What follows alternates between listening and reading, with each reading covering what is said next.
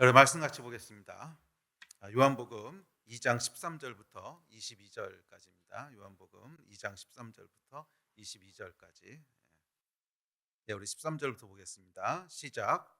유대인의 유월절이 가까운지라 예수께서 예루살렘으로 올라가셨더니 성전 안에서 소와 양과 비둘기 파는 사람들과 돈 바꾸는 사람들이 앉아 있는 것을 보시고 노끈으로 채찍을 만드사 양이나 소를 다 성전에서 내쫓으시고 돈 바꾸는 사람들의 돈을 쏟으시며 상을 엎으시고 비둘기 파는 사람들에게 이르시되 이것을 여기서 가져가라. 내 아버지의 집으로 장사하는 집을 만들지 말라 하시니 제자들이 성경 말씀에 주의 전을 사모하는 열심히 나를 삼키리라 한 것을 기억하더라.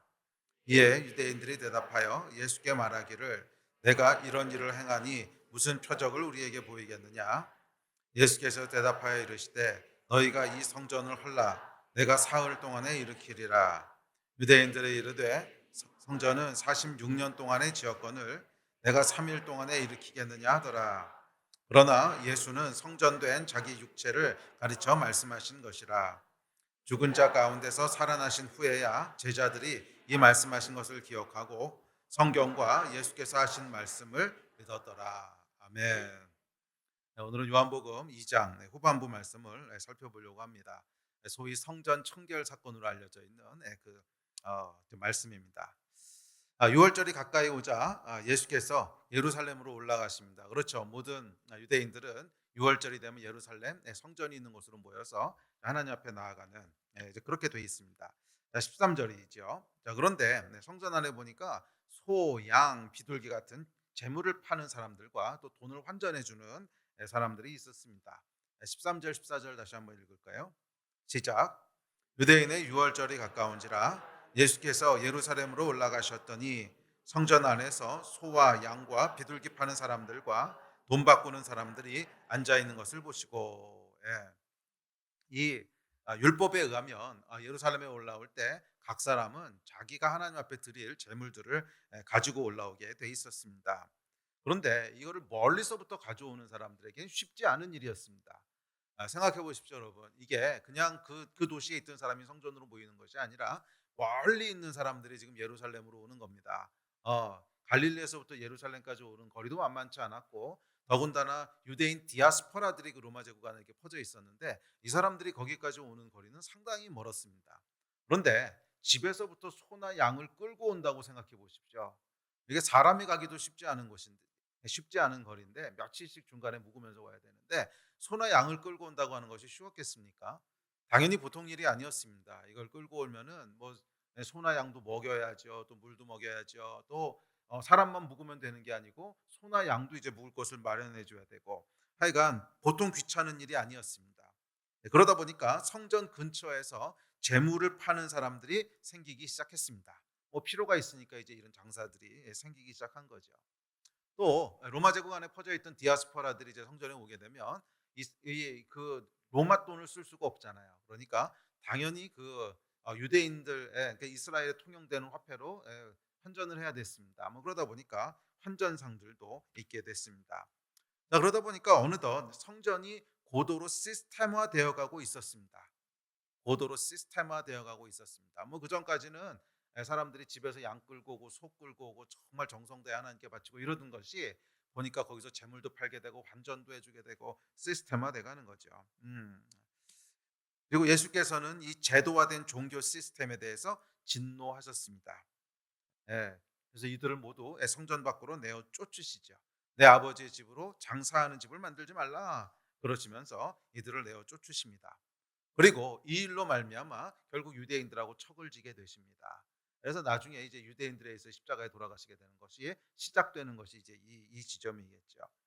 자, 오늘은 성전 청결 사건으로 알려진 이 사건을 통해서 요한이 우리에게 주고 있는 또 성경이 우리에게 주고 있는 메시지를 살펴보려고 합니다.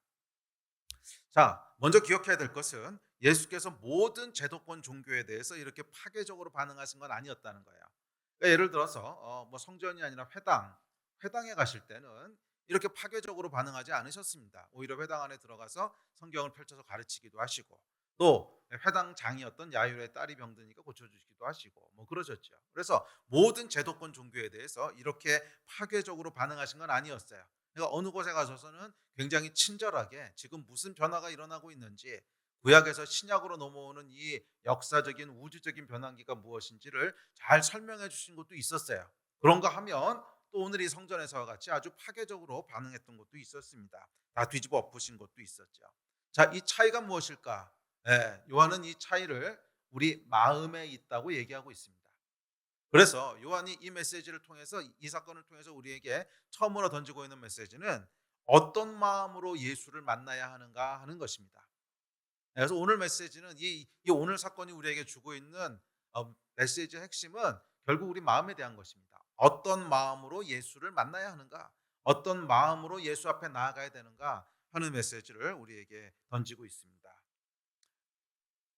이 여러분, 우리가 이 예수 그리스도를 믿게 되고 또 하나님의 말씀을 깊게 대면하게 되면 절대로 피할 수 없는 일이 한 가지 있습니다. 절대로 피할 수 없는 일이 한 가지 있는데, 그건 뭐냐면 예전과 똑같은 삶을 그대로 유지하는 거예요. 이건 불가능하다는 거예요. 정말로 예수 그리스도를 만나고 하나님을 믿게 되면, 그리고 참으로 하나님의 말씀을 대면하게 되면 예전과 똑같이 살 수는 없어요. 똑같은 삶을 유지할 수는 없어요. 반드시 삶의 변화가 일어나게 됩니다. 그것이 예수 믿는 삶의 본질입니다. 반드시 삶의 변화가 일어나게 됩니다. 자, 그렇기 때문에 예수를 대면하게 됐을 때 우리는 그 마음에 따라 둘 중 하나가 반드시 일어납니다.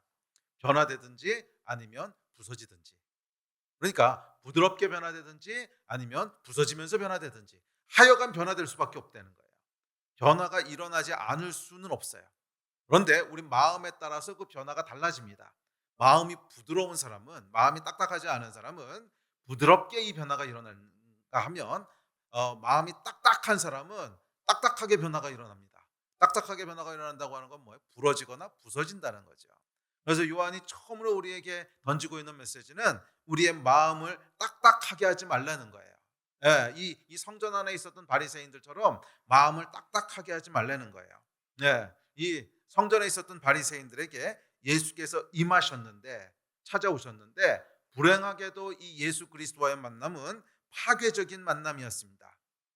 이들은 그 마음을 딱딱하게 하고 있었고, 그래서 끝까지 예수의 말씀에 귀를 기울이지 않았고 끝까지 예수의 말씀을 순종하지 않았습니다. 오히려 자신들을 불편하게 하는 그 예수를 잡아 죽이게 되죠. 이렇게 하지 말라는 거예요. 그러니까 우리 마음에 따라서 예수 그리스도를 만났을 때 일어나는 변화가 결정된다는 것입니다. 마음을 예수 앞에서 부드럽게 유지하고 있는 사람은 부드러운 변화가 일어날 것이지만, 그 마음을 부드럽게 유지하지 않고 딱딱하게 하고 있는 사람은 결국 딱딱한 변화, 부서지거나 부러지는 그런 파괴적인 변화가 일어난다는 것입니다. 그래서 오늘 본문 말씀은 딱딱해진 마음 그리고 화석화된 종교와는 예수가 공존할 수 없다는 거예요. 예수께서 찾아오셨을 때 딱딱한 마음, 화석화된 종교와는 공존할 수 없다는 것입니다.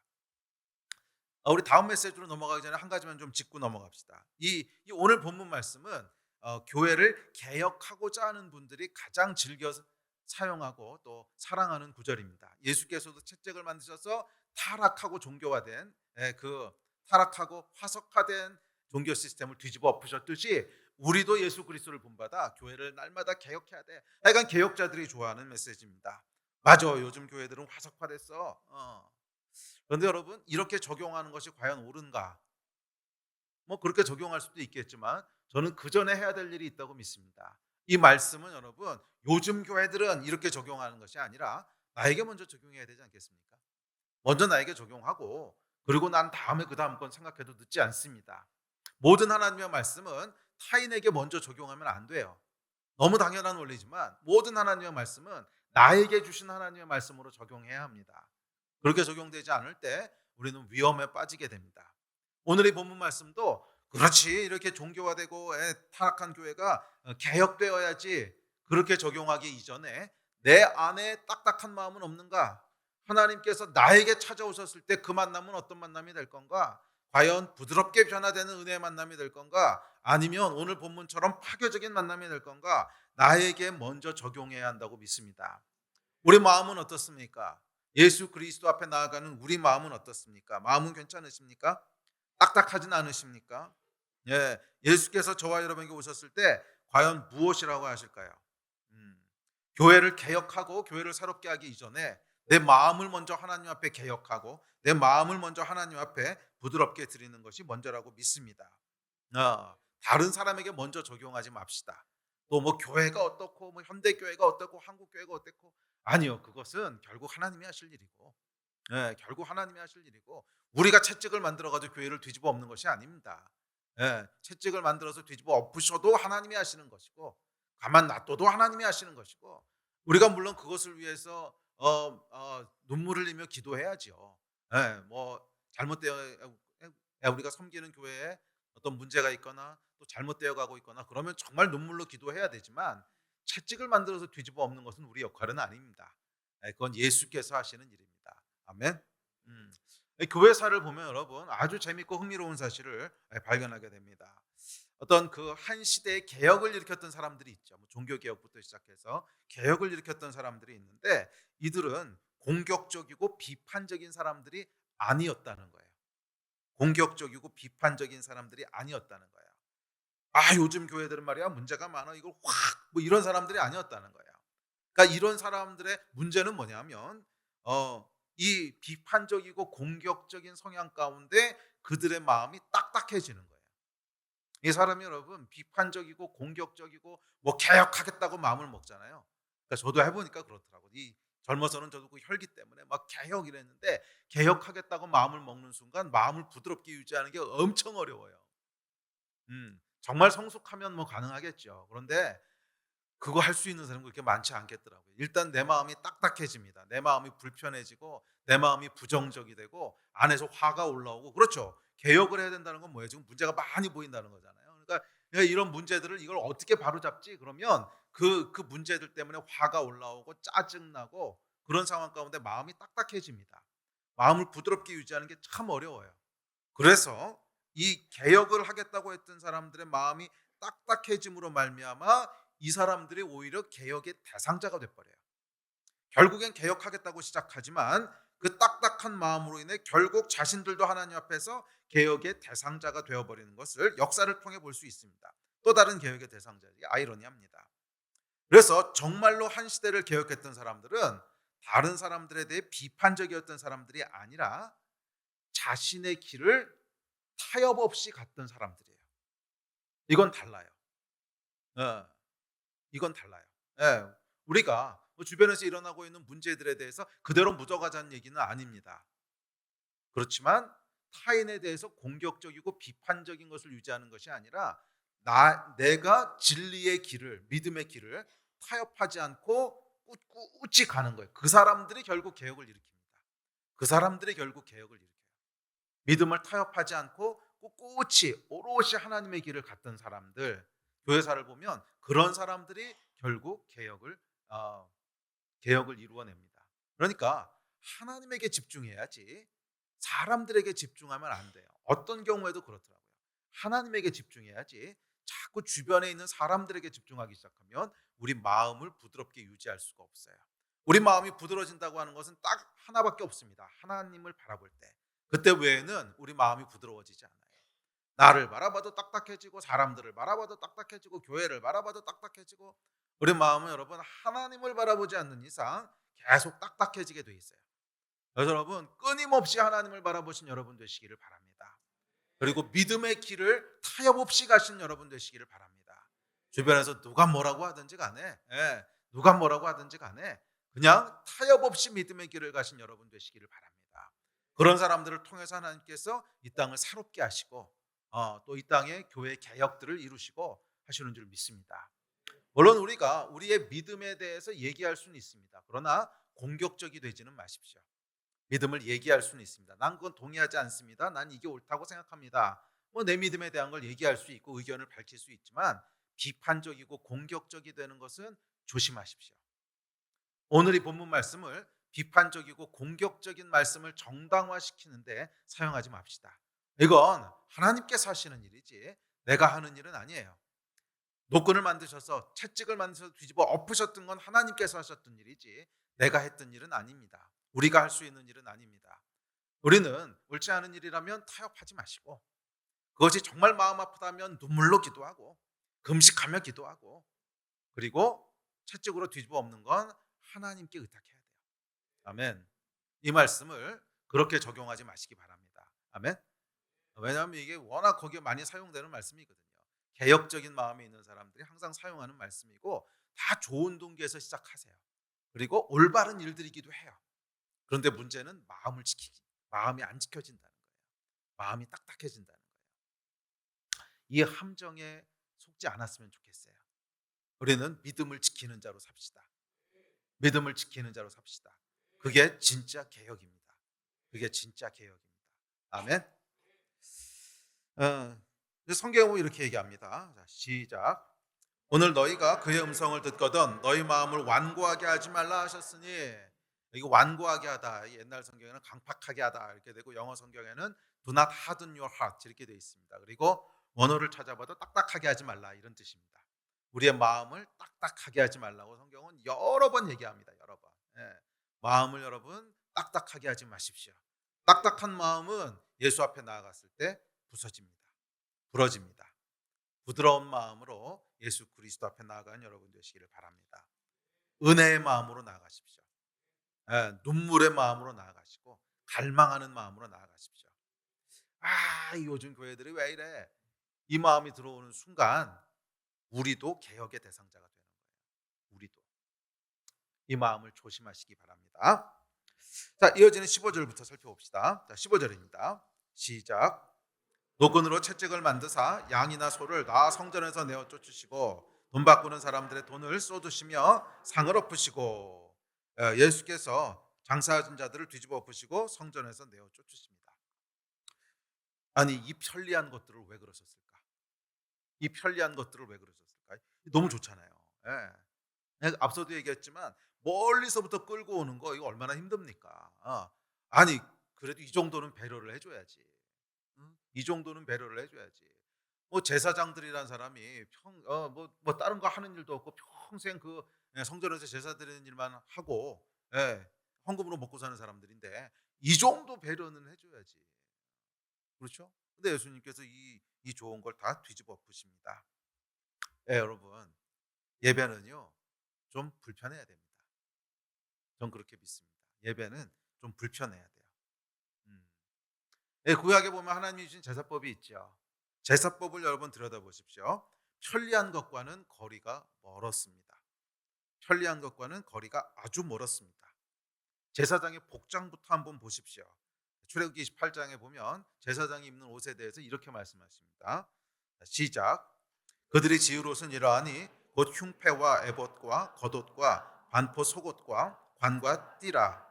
그들이 내 형 아론과 그 아들들을 위하여 거룩한 옷을 지어 아론이 내게 제사장 직분을 행하게 하라. 그들이 쓸 것은 금실과 청색, 자색, 홍색 실과 가늘게 꼰 배실이니라. 그들이 금실과 청색, 자색, 홍색 실과 가늘게 꼰 배실로 정교하게 짜서 에봇을 짓되. 여러분, 이 제사장 옷을 만드는데요, 일단 사용하는 그 실, 천부터요 금색, 청색, 자색, 홍색 실과 가늘게 꼰 배실을 사용하라고 합니다.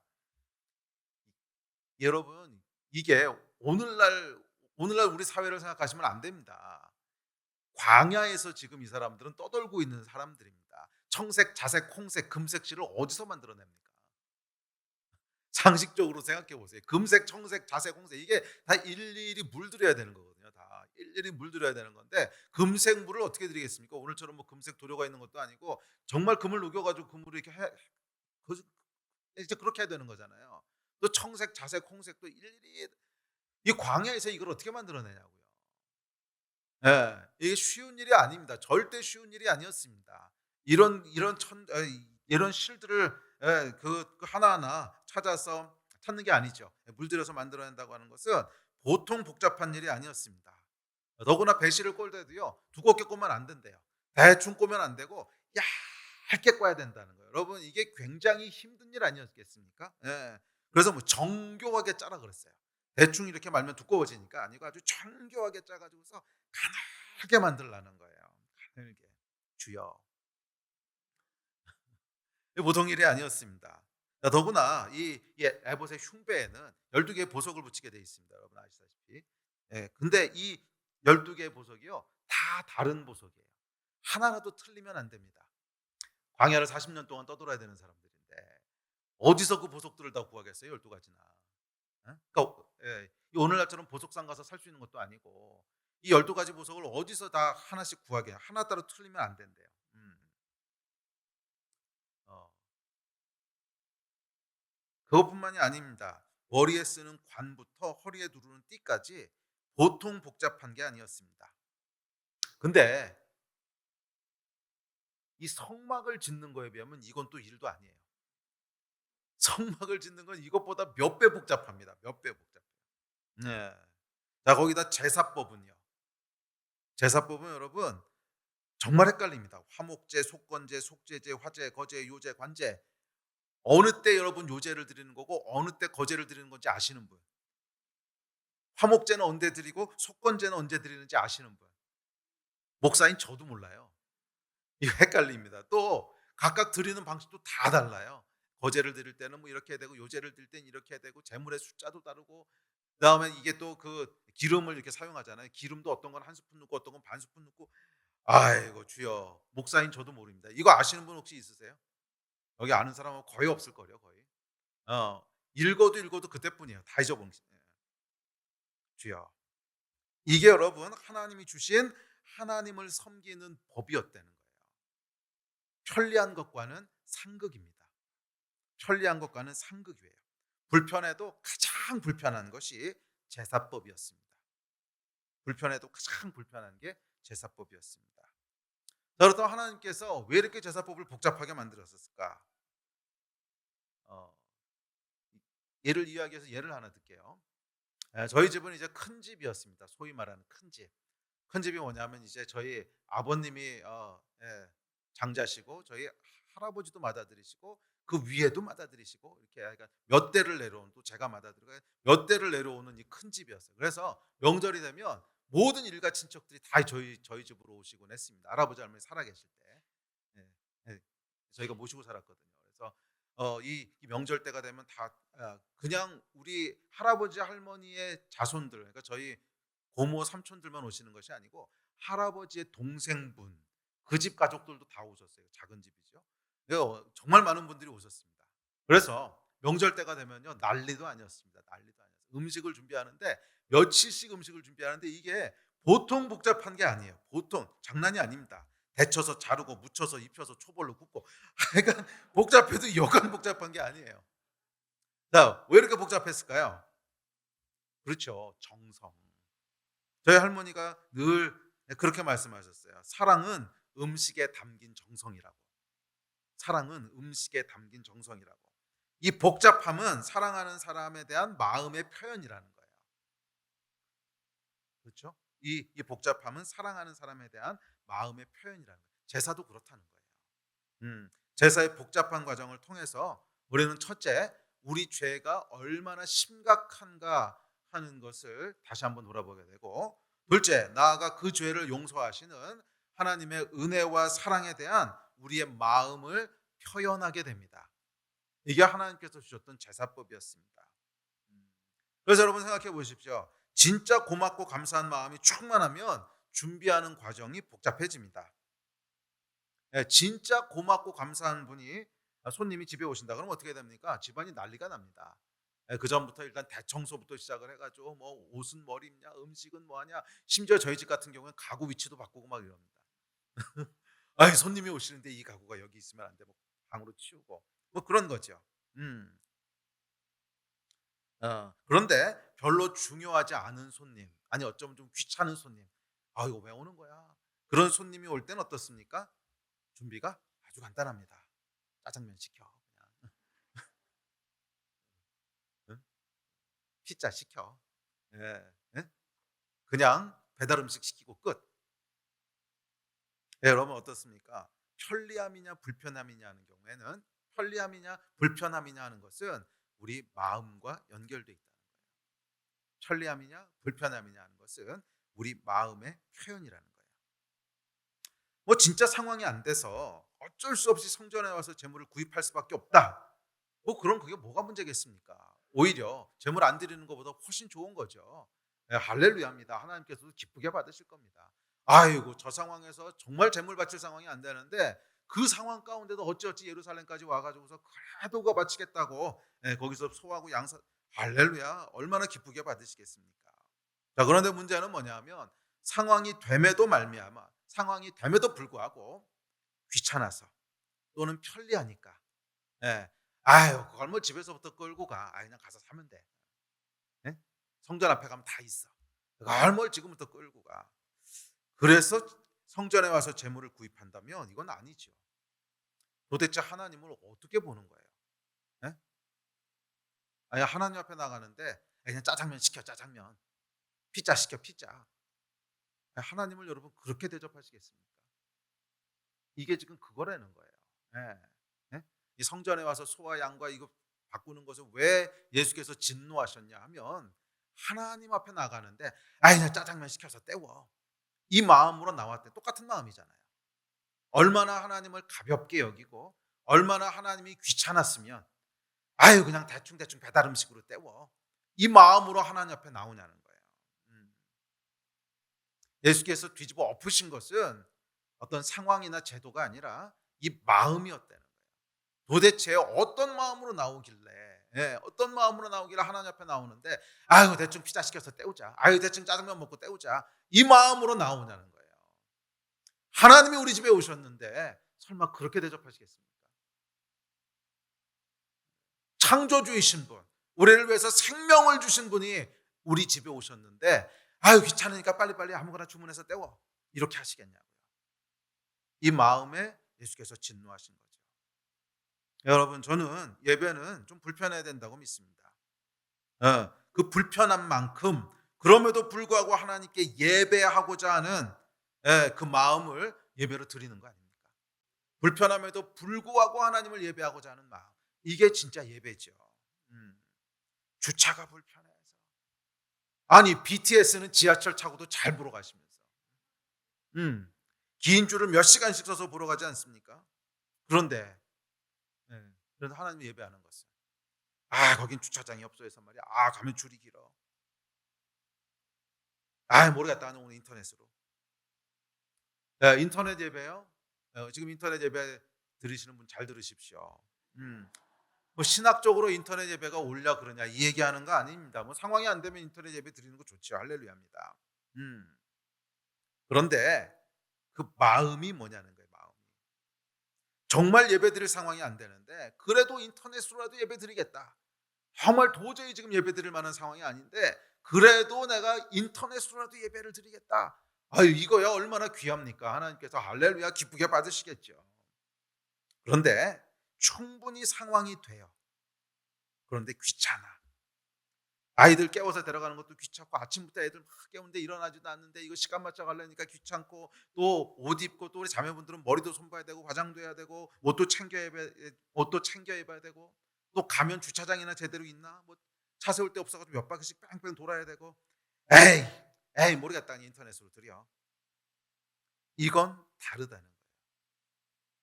성전에서 소, 양, 비둘기 사던 것과 뭐가 다릅니까? 성전에서 소, 양, 비둘기 사던 것과 뭐가 다릅니까? 예수께서 오시면 뭐라 그러실까요? 오늘날 만약 그 상황 가운데 예수께서 오신다면 노끈으로 채찍을 만드사 스마트폰, 태블릿, TV 뒤집어 엎지 않으셨겠어요? 인터넷 선을 뽑아버리지 않으셨을까요? 다시 말씀드립니다. 이것은 마음에 대한 얘기입니다. 예. 우리가 하나님을 예배를 어떻게 생각하고 있느냐 하는 마음 말이에요. 여러분 정말 마음이 있었다면 6월절 한 달 전부터 소든 양이든 고르지 않았겠어요? 이번 6월절엔 뭘 드리지? 하면서 예를 드릴까? 요게 실하니까 이거. 여러분 진짜 마음이 있었다면 6월절 한참 전부터 이 기대가 되고 너무 기다려지고 너무 흥분되고 뭘 드리지 이러지 않았겠어요? 정말 여러분 좋아하고 정말 기대되는 일이 있으면 아이들이 한 일주일부터 잠도 못 자잖아요. 제가 어렸을 때 그 당시에 뭐 그런 영화나 이런 게 없었을 때인데 별로 이 재밌는 만화 영화를 했어요. 로버트 태권브이라고 혹시 아시나요? 이제 초등학교 때였는데 이 로버트 태권브이를 다음 주말에 보러 가기로 아버님하고 약속을 했었거든요. 일주일 동안 잠이 안 오더라고요. 4일 남았어. 3일 남았어. 내일이야. 정말 좋아하고 기대되는 일이 있으면 여러분 며칠 전부터 잠도 안 자고 흥분돼 가지고 그 생각만 합니다. 6월절에 진짜로 마음이 있었으면 여러분 한 달 전부터 '이거 드릴까? 저거 드릴까? 얘를 어떻게 끌고 가지?' 이렇게 하지 않았겠어요? 음. 여러분 우리 믿음의 선배들은요. 주일에 드릴 헌금을 미리 은행에 가서 새 돈으로 바꾸곤 하셨습니다. 저희 부모님 세대도 그랬고요. 저희 할머님 세대도 그랬어요. 주중이면 주말을 준비하기 위해서 꼭 은행에 들리셨어요. 꼭 은행에 들리셔서 빳빳한 새 돈을 준비하셔서 그것으로 헌금을 드렸습니다. 주일을 기대하면서 미리 준비하셨어요. 그러다가 그 새 돈을 준비하지 못할 때가 생기거든요. 은행에 가도 새 돈이 없는 경우가 있었어요. 동네 은행에 갔더니 새 돈이 없어요. 그럼 어떻게 했는지 아십니까? 다리미를 피셨어요. 진짜로. 진짜로 헌금을 내가 가지고 있는 돈 중에 제일 새 돈을 골라 가지고서 거기다 물 착착 뿌려 가지고 이렇게 쫙 다리미를 피셨어요. 참 여러분 그렇지 않습니까? 뭐 다림질한다고 10,000원짜리가 50,000원짜리 됩니까? 음. 네, 그럼에도 불구하고 돈을 이렇게 다렸어요. 그렇죠. 마음. 이 불편함은 하나님께 드리는 우리의 예배입니다. 이 불편함 자체가 하나님께 드리는 우리의 예배입니다. 곱게 달인 지폐가 바로 하나님 앞에 드리는 진짜 예배 아니었겠습니까? 뭐 예배가 여러분 나와서 좋은 말씀을 듣고 은혜를 받고 열정적인 찬양을 부르고 그게 예배가 아니라 깨달여서 헌금 앞에 집어넣는 그 헌금이 예배 아닐까요? 이 마음이 불편함을 기쁨으로 감당하는 이 마음이 하나님께서 받으시는 진짜 예배라고 믿습니다. 여러분 오늘 성전 사건의 핵심은 예수께서 성전에 나오셨는데 이런 마음을 찾아볼 수 없었다는 거예요. 예수께서 성전에 나오셨는데 이런 마음을 찾아볼 수 없었다는 거예요. 모든 사람들이 그냥 편리하게 와서 돈 바꾸고 편리하게 와서 재물 드리고 아유 빨리 드리고 가야지. 아우 이번에도 시간 많이 지났네. 얼른 드리고 빨리 집에 돌아가서 일 봐야지. 이 마음들밖에 없었다는 거예요. 예수께서 뒤집어 엎으셨던 것은 성전의 가판대가 아니라 말라버린 마음이었습니다. 온갖 편리함 속에 껍데기만 남아 있는 마음. 예수께서 진노하셨습니다. 너희 마음은 어디 있느냐? 너희 마음은 어디 있느냐? 여러분 하나님께서 보기 원하시는 것은 잘 갖춰진 시스템, 편리한 주차장, 음? 음, 멋지고 화려한 음향 시스템이 아니라 헌금함 속에 곱게 다려진 그 지폐 아닐까요? 저도 이거 보고 싶어요. 종교화된다는 게 뭘까요? 종교화된다고 하는 것은 여러분 그 본질은 익숙함입니다. 익숙함. 익숙함 속에 마음을 상실해 가는 거예요. 처음에는 여러분 당연히 마음을 담아서 뭔가를 합니다. 처음 신앙생활을 시작할 때 마음을 담죠. 이번 주에 예배하러 가는데 예배를 어떻게 가야 되지? 예. 처음 교회 나와서 예배 드리는 사람이 아무 생각 없이 나오지는 않습니다. 어떻게 양복을 입어야 되나? 타이를 매야 되나? 당연히 우리 마음을 쏟습니다.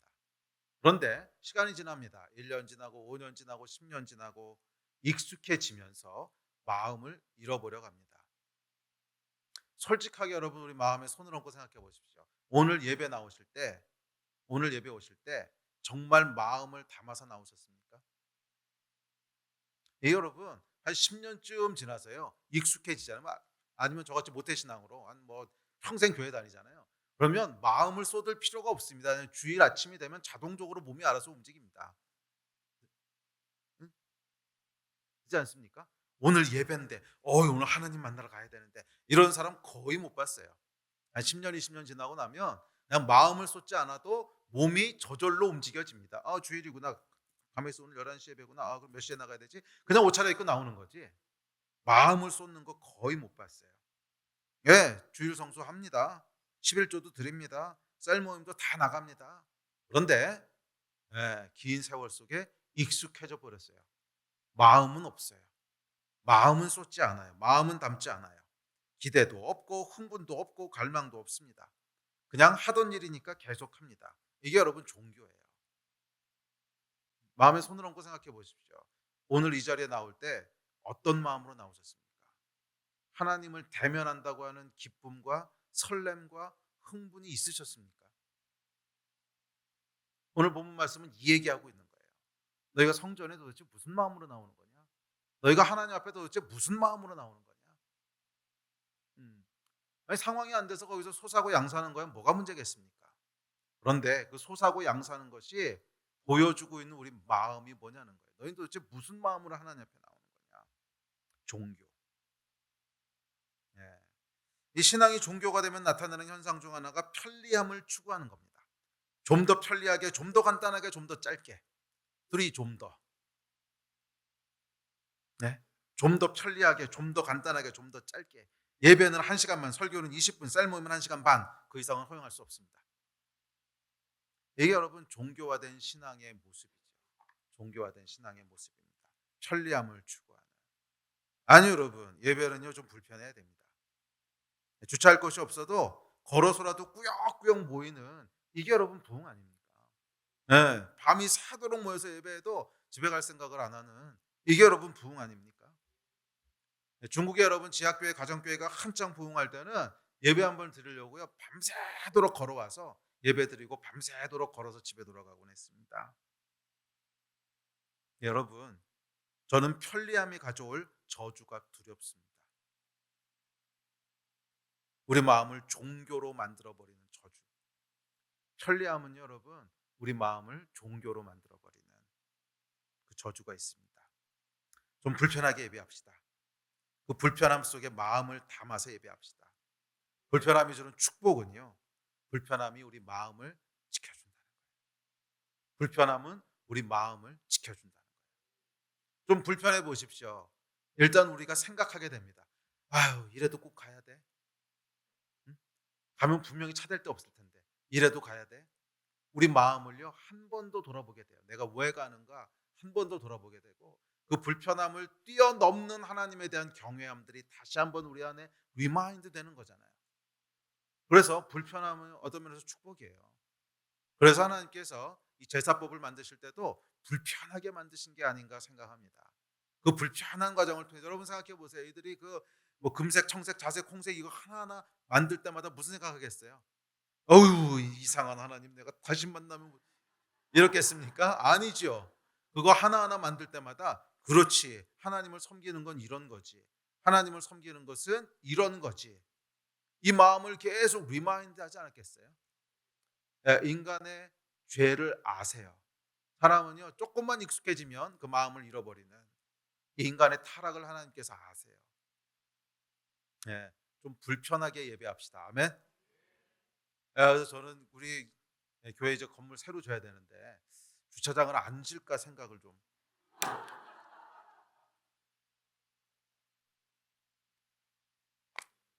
왜요? 당황스러우세요?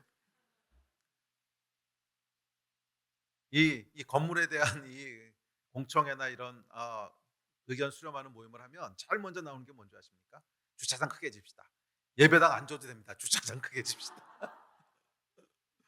대부분 이거부터 나와요. 이해는 합니다. 이해는 하는데 한번 없이 가보는 건 어떨까요? 좋으세요? 심각하세요? 예. 근데 주변 사람들 때문에 그건 안 될 것 같긴 해요. 주차장이 없으면 결국 주변 주민들한테 피해가 다 돌아가기 때문에 뭐 그렇게 못할 것 같긴 한데 하여간 우리 마음은 좀 그렇게 갑시다. 주변 사람들을 배려하기 위해서 하는 것이지 우리의 편리함을 위해서 추구하진 맙시다. 주변에 대한 배려로 추구하는 거야 뭐 어쩔 수 없겠지만 우리의 편리함을 위해서 추구하지는 맙시다. 예배는 좀 불편해야 됩니다. 예배는 좀 불편해야 됩니다. 이어지는 19절부터 22절입니다. 시작. 예수께서 대답하여 이르시되 너희가 이 성전을 헐라 내가 사흘 동안에 일으키리라. 유대인들이 이르되 이 성전은 46년 동안의 지었건을 내가 3일 동안에 일으키겠느냐 하더라. 그러나 예수는 성전된 자기 육체를 가리켜 말씀하신 것이라. 죽은 자 가운데서 살아나신 후에야 제자들이 이 말씀하신 것을 기억하고 성경과 예수께서 하신 말씀을 믿었더라. 편리함 속에 종교화되어 버린 사람들을 향해서 예수께서 말씀하십니다. 이 성전을 헐라. 이 성전을 헐라. 여기서 헐라고 하신 것은 당연히 물리적인 건물을 얘기하시는 게 아니지요. 그것은 성전이 상징하고 있는 것, 종교화되어 버린 종교 시스템, 그리고 그 배후에 있는 우리의 마음, 딱딱해져 버린 우리의 마음, 습관을 쫓아 익숙함 속에 들여지고 있는 우리의 마음, 그거 헐어버리라는 거예요. 이 육체의 일, 성전이 헐어진 곳에 예수께서 부활하신 자기의 몸으로 새로운 성전을 세우시겠다는 거예요. 그러니까 진짜 성전의 핵심은 뭐예요? 눈에 보이는 이런 그 건물 또는 보여지는 어떤 것이 아니라 부활하신 예수 그리스도의 몸이 진짜 성전이라는 거예요. 진짜 신앙생활은 여러분 익숙함 속에 행하는 종교 의식들이 아니라는 거예요. 그러면 살아계신 성령님과 날마다 만나며 동행하는 부활하신 예수 그리스도와 함께하는, 여러분 이게 진짜 신앙이라는 거예요. 그래서 예수께서 명령하십니다. 헐내는 거예요. 헐내는 거예요. 너희의 종교화된 것들 다 헐어버리라는 거예요. 그런데 여러분 이 성전은요 무려 46년 동안 지어진 건물입니다. 종교화는 오랜 시간에 걸쳐 천천히 진행됩니다. 한꺼번에 종교화되는 것은 본 적이 없어요. 한꺼번에 종교화되는 건 배교죠, 배교. 종교화된다고 하는 것은 익숙해지는 과정이기 때문에 천천히 오랜 시간에 걸쳐서 진행됩니다.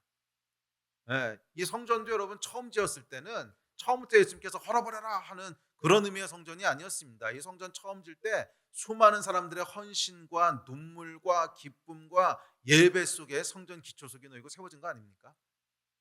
그 무너져버린 성전을 재건하겠다고 정말 많은 사람들이 헌신하고 눈물을 흘리고 그 재건되는 성전 앞에서 하나님을 예배하고 하나님의 임재 가운데 와, 어마어마한 역사 아니었겠습니까? 그런데 46년 동안 지어지고 그 이후에도 계속 이어지는 시간 동안에 처음에 감격과 처음에 그 살아있는 영은 어느 순간에 서서히 식어져 가고 건물만 남은 거죠. 건물만 남은 거예요.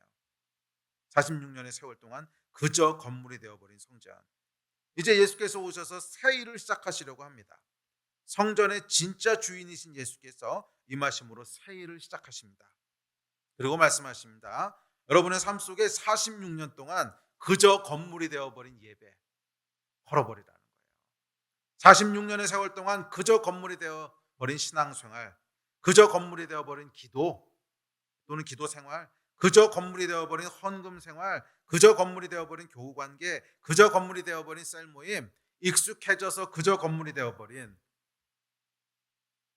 이 건물을 향하여, 성전을 향하여, 모양은 성전이에요. 모양은 종교 행위예요. 그런데 그 안에 내용은 없어져 버린 이 성전을 향하여 예수께서 명하십니다. 성전을 헐내는 거예요. 오늘 예수께서 말씀하십니다. 여러분 삶 속에 46년 동안 그저 건물이 되어버린 성전이 있다면 오늘 헐어버리십시오.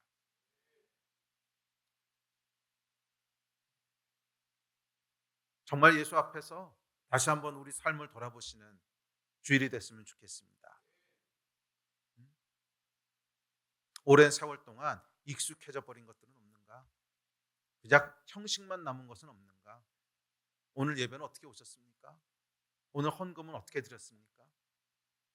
매일매일의 삶 가운데 우리의 마음을 담고 있는지 다시 한번 우리 스스로에게 물어봅시다.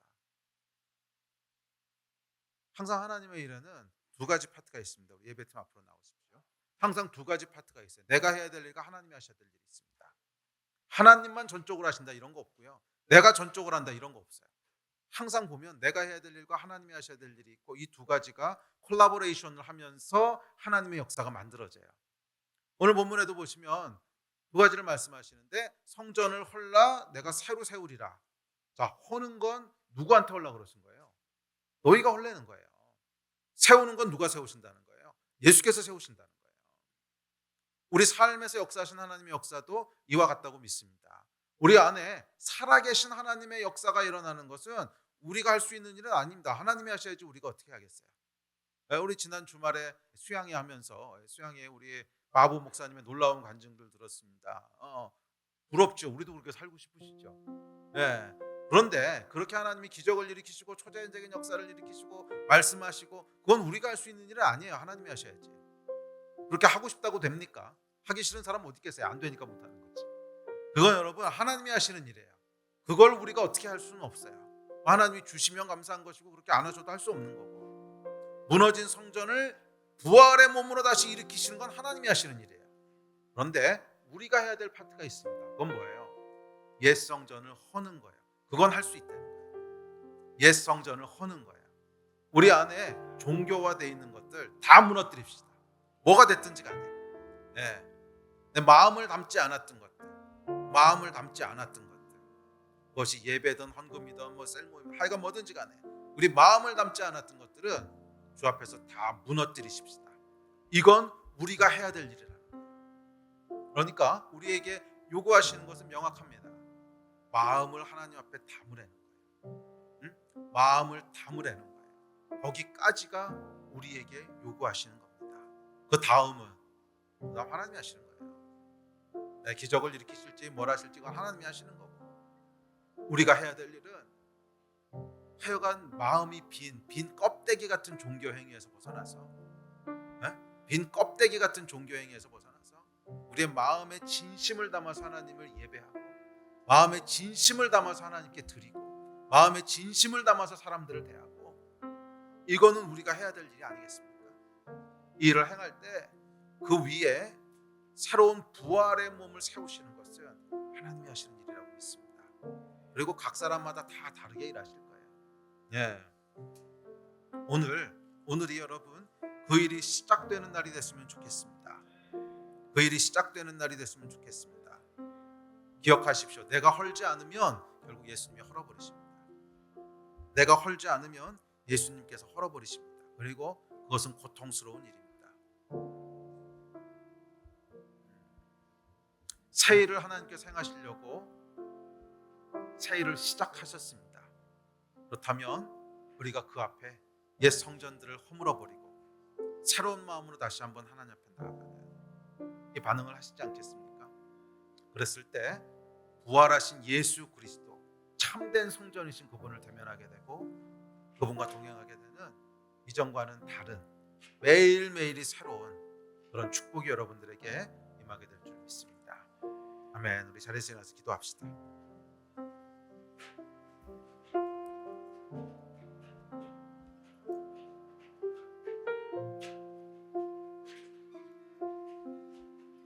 우리 마음을 좀 담아서 주님 앞에 나아갑시다.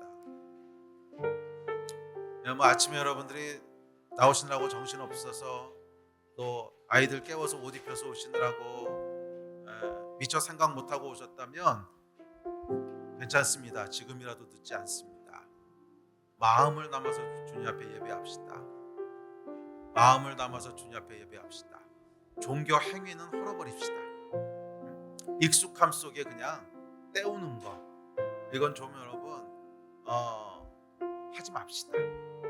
우리 작은 거 하나를 하더라도 정말 마음을 담아서 하나님 앞에 합시다. 아멘. 작은 예물을 드려도 마음을 담아서 드리고, 찬양을 해도 마음을 담아서 하고, 우리 옛 것들은 다 허물어버리고, 형식들은 다 종교 행위들은 다 무너뜨려버리고 정말 신령과 진정으로 하나님 앞에 예배하며 그 마음을 담아 하나님을 섬기는 그 축복이 임하기를 축원합니다. 이 일을 위해서 우리 같이 주여 한번 크게 부르짖고 우리 합심해서 한 2, 3분 기도합시다. 기도하시겠습니다. 주여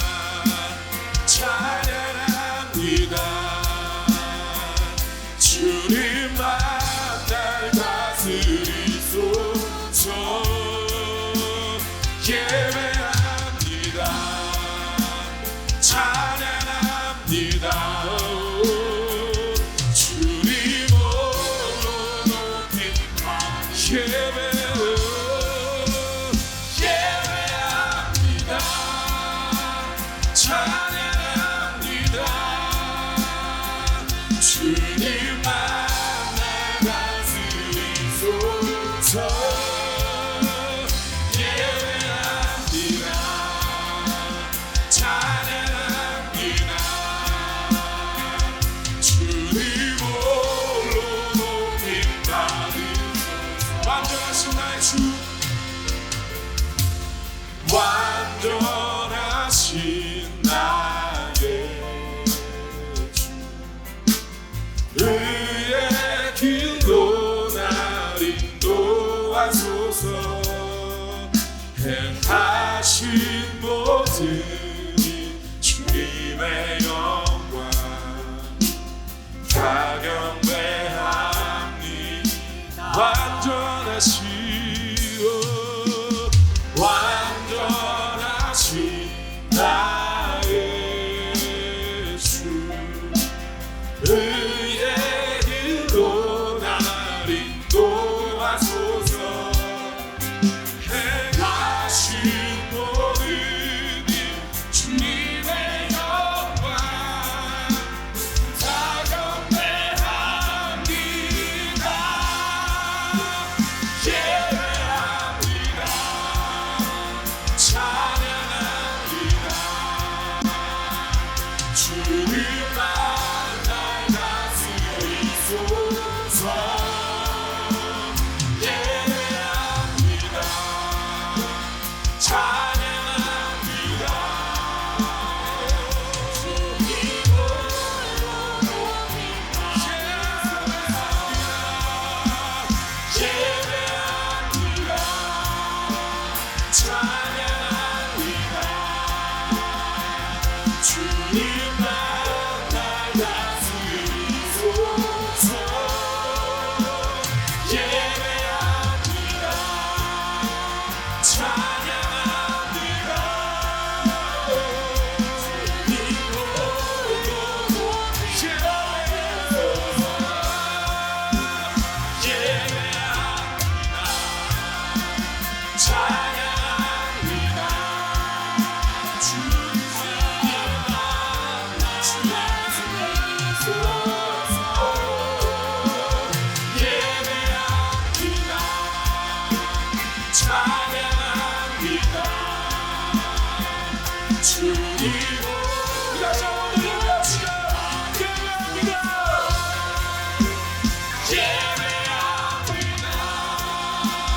찬양합니다. 주님만 날 다스리소서. 예배합니다. 찬양합니다. 주님 홀로 높임 받으소서. 예배합니다. 찬양합니다. 주님만 날 다스리소서. 예배합니다. 찬양합니다. 주님 홀로 높임 받으소서. 이 하나님, 우리가 마음을 담아 전심으로 하나님을 예배합니다. 주님, 우리 안에 있는 모든 익숙해진 종교의 껍데기를 허물고 벗습니다. 주님, 종교 생활을 청산합니다. 종교 행위로 하나님 앞에 나아가는 자가 아니라 영으로, 마음으로 하나님을 섬기는 자가 되기를 주님 다시 한번 간절히 소원하오니 2023년이 이 새일이 시작되는 해가 되게 하여 주십시오. 오랫동안 익숙해왔던 모든 익숙함들이 깨지는 해가 되게 하여 주시고, 새롭게 하나님을 만남으로 말미암아 새로운 마음과 새로운 설렘과 새로운 두려움과 새로운 기대감으로 걸어가는 하루하루가 되게 하여 주시옵소서. 살아계신 하나님과 동행하는 해가 되게 하여 주시옵소서. 마음을 담아 하나님 앞에 나아가기를 다시 한번 결단합니다. 감사합니다. 주 예수 그리스도의 이름으로 기도했습니다. 아멘.